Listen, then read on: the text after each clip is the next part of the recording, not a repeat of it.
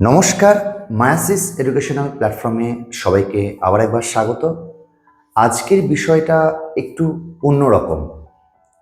আমি যেহেতু এই চ্যানেলে মেনলি ক্লাস আপলোড করে থাকি, কারেন্ট অ্যাফেয়ার্স বলো বা ম্যাথের বলো বা জিআইয়ের বলো, তবে আজকে আমি কোনো ক্লাস আপলোড করতে আসিনি।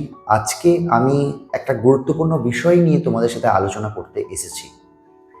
আর এই বিষয়টা আজকের দিনে, আজকে 20শে মার্চ, এই বর্তমান পরিস্থিতি দাঁড়িয়ে যেটা খুবই গুরুত্বপূর্ণ। তোমরা যারা যারা সরকারি চাকরি প্রিপারেশন নিচ্ছ, যারা যারা নিজেকে কোনো সরকারি ডিপার্টমেন্টে চাকরি পাওয়ার আশায় চেষ্টা করছো, আজকের ভিডিওটা কিন্তু তাদের জন্য।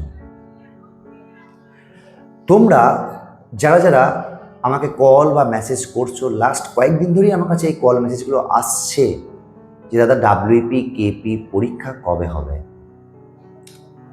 অথবা কেউ কেউ আমাকে জিজ্ঞাসা করছিলে দাদা ওবিসি কেস কি মিটবে।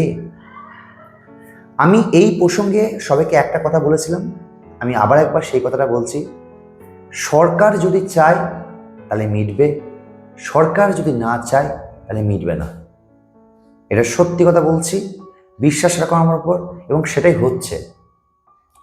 তোমরা নিশ্চয়ই লাস্ট হাইকোর্টের রায়টা দেখেছো। 3 মাস কিন্তু সময় আবার দিয়েছে হাইকোর্ট ওবিসি এই ঝামেলাটা মেটানোর জন্য। তার মানে এখনো 3 মাস আমাদের ওয়েট করতে হবে ওয়েস্ট বেঙ্গল পুলিশ কনস্টেবল বা কেপি পুলিশ কনস্টেবল পরীক্ষার জন্য।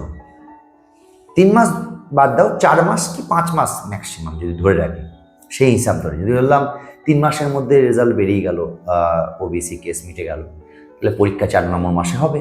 ব্যাস।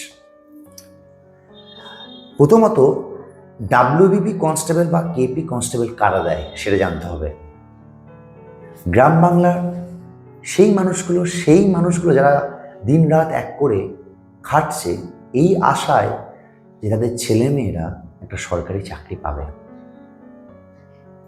গ্রাম বাংলার সেই সমস্ত যুবক যুবতীরা যারা চেষ্টা করছে নিজের পায়ে দাঁড়ানো, যাদের স্বপ্ন একটা খাকি উড্ডি পড়া, যাদের হয়তো বাইরে গিয়ে বিরাট বড় কোচিংয়ে পড়ার সামর্থ্য নেই, যাদের হয়তো বাইরে গিয়ে বিরাট কিছু করে দেখানোর সেই সামর্থ্যটা নেই, যারা একটা চাকরি পেলেই তাদের সমাজে তাদের কেরিয়ার বলো বা তাদের সামর্থ্যের সব কিছুই বলো দাঁড়িয়ে যায়। কিন্তু বর্তমান যুগে আমাদের মতো যারা মফস্বল শহরের ছেলেমেয়েরা আছি, যারা গ্রাম বাংলা ছেলেমেয়েরা আছি, তাদের কাছে ডাব্লিউবিপি বা কেপি একটা ইমোশনের জায়গা। আমরা সারা বছর চেষ্টা করি, অ্যাজ এ কোচিং সেন্টারের স্যার হিসাবে আমি বলতে বাধ্য হচ্ছি, আমরাও ভাবি যে কবে ডাব্লিউপি কেপি বেরোবে, কবে আমাদের ক্যান্ডিডেটগুলো চাকরি পাবে। কারণ দেখো, ছেলে মেয়েদের যদি চাকরি না দিতে পারি তাহলে আমাদের পড়ানোর কোনো সেই মানসিকতাটাও থাকে না বা সেই মোটিভেশনটাও থাকে না। আমরা কেন কোচিং করব বলো? একটা ছেলে মেয়ে কেন কোচিং নেবে যদি সে চাকরি না পায়, যদি চাকরি না থাকে? এখন প্রশ্ন, চাকরি কি নেই? চাকরি আছে। তবে এটা রাজ্যের শুধু প্রবলেম না, এটা কিন্তু সেন্ট্রালের same problem. LP loco pilot, LP পরীক্ষা 2 দিন ক্যান্সেল হয়ে গেল। যখন তুমি পরীক্ষা নিতেই পারবে না এত তাড়াতাড়ি, তাহলে তুমি পরীক্ষার ডেট কেন ঘোষণা করলে? আমি রেল বোর্ডকে এই প্রশ্ন করতে চাই। তোমরা নিশ্চয়ই জানো এসএসসি সিজিএল এর রেজাল্ট বেরিয়েছে, এবং এসএসসি সিজিএল এ যা কাট অফ হয়েছে তাতে অল ওভার ইন্ডিয়ার সমস্ত টিচাররা কিন্তু বিদ্রোহ ঘোষণা করে দিয়েছে অলরেডি। ক্যাম্প সার্ভিস কমিশন বলছে, এখন এসএসসিকে নাম দিয়েছে স্ক্যাম সার্ভিস কমিশন।